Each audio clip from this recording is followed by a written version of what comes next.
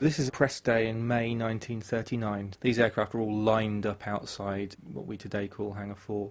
H.F. King of Flight magazine, who was here, described the Spitfire as a poem of speed and precision. To understand the Spitfire, you need to understand what came before the Spitfire. Duxford was home to number 19 Squadron, and this image shows them in classic formation flying their Gloucester gauntlets. A lot of the skills that they learned while flying these beautiful little aeroplanes, they had to relearn quite rapidly.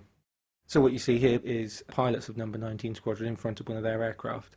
Second from the right, you have Flight Lieutenant Banham, who was a flight commander with 19 Squadron. One of the first people to fly the Spitfire. He flew them when he went down to Martlesham Heath. We each of us flew for about half an hour on the thing. Oh, it was a tremendous thrill. But of course it was so different from a gauntlet. It was more restricted forward vision than flying the Gauntlet with the old radial engine. It's a monoplane rather than a biplane. It's got an incredibly powerful engine, very little visibility on the ground because you've got an enormous nose in front of you. It's got a retractable undercarriage. So all of these differences took a lot to overcome, and Pilot Officer Gordon Sinclair tells a fabulous story about his first flight in a Spitfire, which led to this. I must confess I didn't terribly like the Spitfire to begin with, but then I had a reason not to, because the first flight I ever did in one, I turned it upside down on the aerodrome landing, and I suppose it gave me an inborn fear of it. It took me quite a lot of hours to get over that. These are the men of number 611 Squadron Auxiliary Air Force. Now, they were actually at Duxford on their summer camp in August 1939. So as soon as war was declared, they were made a full-time unit. In fact, their CO went into Cambridge to buy some car mirrors to fit to his Spitfires because they didn't have any mirrors for looking behind them, which, as pilots later in the Battle of Britain would tell you, was probably the most important piece of kit on an aircraft. Before we get to the Battle of Britain, number 19 Squadron were involved in the defence of the evacuation of Dunkirk. Fighter pilot Gordon Sinclair gave a very vivid account of fighting over Dunkirk.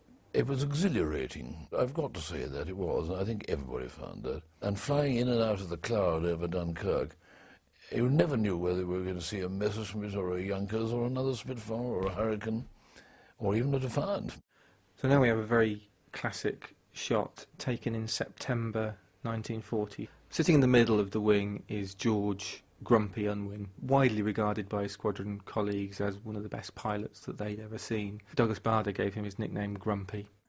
He had two new tin legs, and there I'm trying to get some sleep, and these new legs of his were not quite perfect fits, and he was sitting there taking a leg off, filing it, and I said, for Christ's sake, go outside and do that. Oh, he said, shut up, Grumpy. Snow White and the Seven Dwarfs were on at the local cinema. From then on, it was Grumpy. Duxford worked with another airfield during the Battle of Britain, Falmere. It was basically a farm with a couple of Nissen huts, which you can see here. But it was from there that Duxford Spitfires effectively operated for most of the battle. The 19 Squadron Daily Diary, the operations record book, recorded for the 24th of July when they're heading to Falmere. Now with 6 Nissen huts established, we continued the good work of 264 Squadron and settled down to enjoy the excellent messing facilities. The irrepressible pilot officer Howard Williams restarted his excellent bar. Duxford became at the centre of a controversy about how best you use fighters. Trafford Leigh-Mallory, who commanded the group within which Duxford sat, wanted to form a large wing of aircraft. Richard Jones gives a very good account of flying in this enormous wing. I personally thought we were wasting too much time getting up.